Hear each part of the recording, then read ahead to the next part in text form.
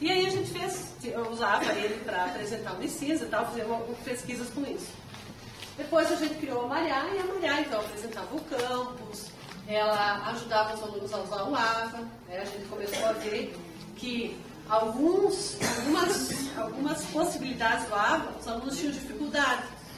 Por quê? Porque tinha uma perspectiva bem distinta dos outros ambientes. Ele era aberto, qualquer um podia criar no fórum, sala de chat, qualquer aluno. Né? E aí a gente colocou a Mariá apresentando. Né? Então a Mariá apresentava, depois a gente fez pesquisa. E a maior parte dos alunos se referia a Mariá como se fosse uma colega. Ah, se não fosse a Mariá me ajudar, eu não saberia fazer tal coisa.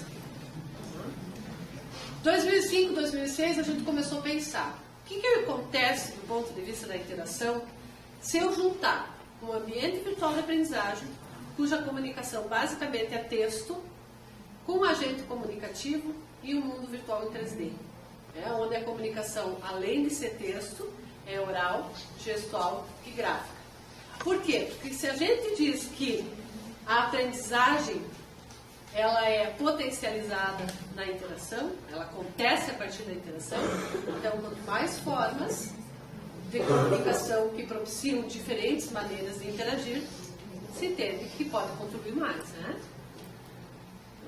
E aí a gente foi fazendo vários experimentos. A gente criou o mundo de contos, né, com alunos da pedagogia, de letras, da arquitetura.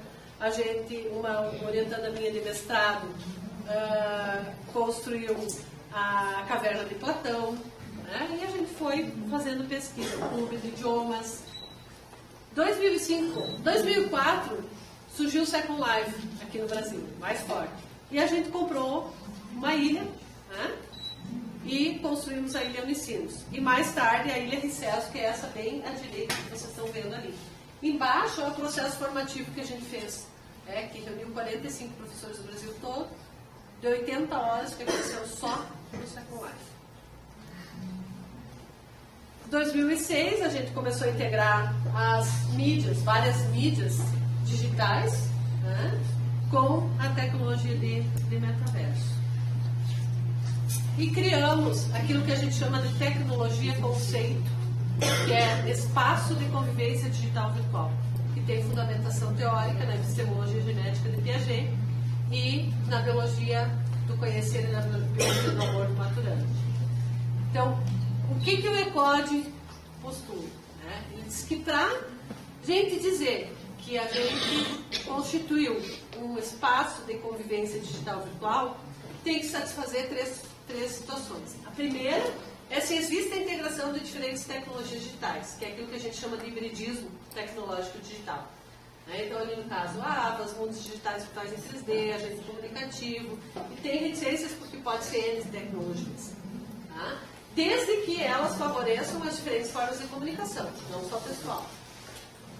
A outra é o fluxo de comunicação e interação entre os sujeitos presentes nesse espaço. Né?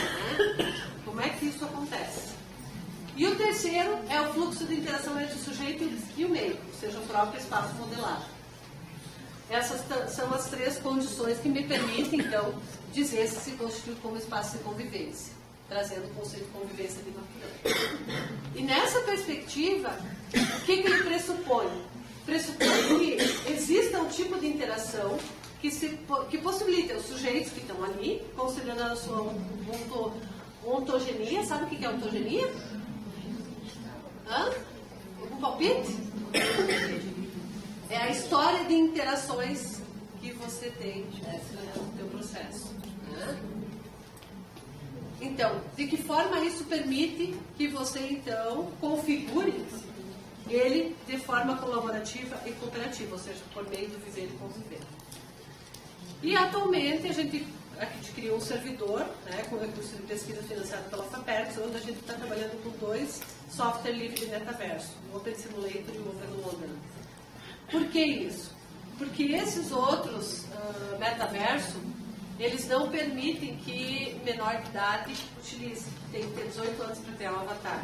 Até porque ele é aberto e você pode entrar em ilhas que não seriam tão interessantes que as crianças navegassem. Quando você instala esse software livre, esses open source no servidor, você controla o mundo, né? Então você libera acesso para quem você quer. E aí é possível trabalhar com escola pública, né, com criança, com adolescente, sem problema. Então hoje a gente está trabalhando nessa perspectiva. Quarta-feira, dia 30 de julho, eu finalizei o relatório de uma pesquisa que foi sobre anatomia. Eu lembrei disso. Isso é da biologia, né? Anatomia. Então eu trabalhei com 4 professores de anatomia de 3 instituições, Unicinos, Unila Salle e Católica de Pelotas, né? Onde a gente queria ver como é que os sujeitos, né, compreendiam esse espaço e os conceitos de anatomia.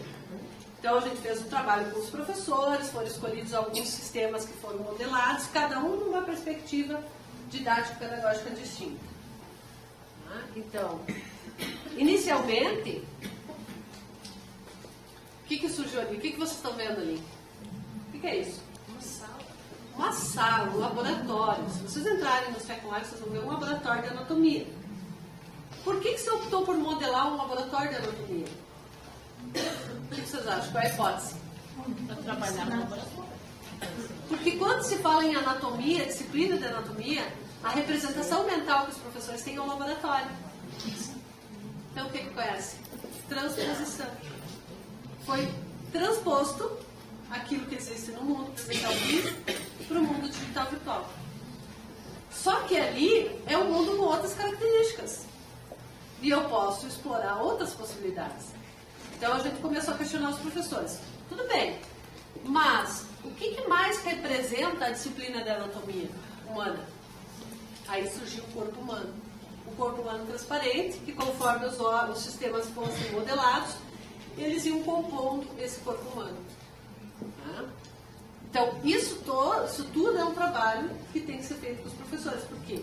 Porque a primeira perspectiva é de transpor as práticas para um outro espaço e não de inovar. Estão vendo bem? Lembra da minha questão inicial? Usar uma tecnologia pode ser simplesmente uma novidade e não provocar nenhuma inovação na educação. Né? Como é que a gente usa a tecnologia de forma a propiciar a inovação? Aqui é uma imagem do sistema cardiovascular, né, que basicamente eram alguns objetos em 3D que giravam o coração e batia, e que os avatares podiam visualizar, e muitos painéis ainda. Né? Então, isso mostra bem o processo dos professores, porque foi uma pesquisa-formação. Então, enquanto a gente estava desenvolvendo a pesquisa, os professores foram sendo formados também. Isso é uma artéria, tinha a representação de uma artéria e uma veia. Para os alunos observarem qual era a diferença entre uma artéria e uma veia. Esse é o sistema renal. Já tem uma outra perspectiva, vocês estão vendo? Qual é a perspectiva que tem aí, que é diferente da outra? Olhem bem. O que acontece aqui? Os avatares estão de fora, olhando o que acontece. O que acontece aqui? Estão dentro da artéria. E os glóbulos brancos e vermelhos e todas as propriedades do sangue passando por eles. E eles percorriam todo o sistema renal. E tinha, de tempos em tempos, desafio. Esse já é feito no Open Wonderland, já no servidor livre, que é no sistema, qual sistema é esse?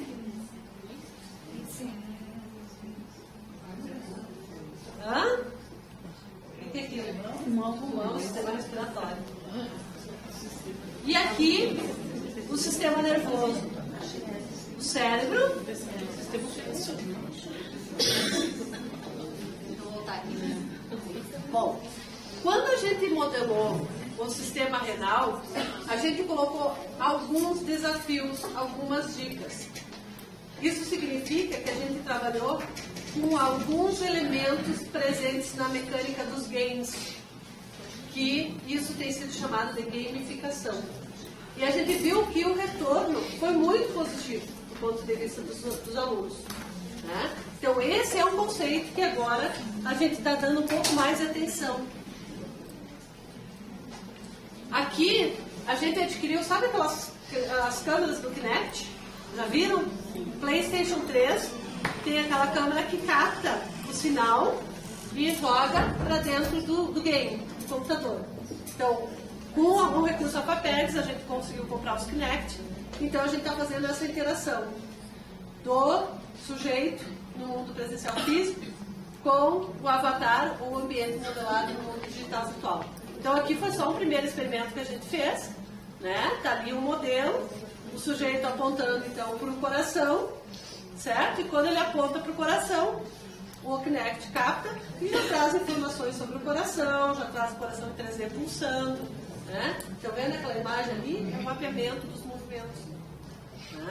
Então isso a gente fez para o cardiovascular, para o renal, são meus bolsistas, e para o nervoso.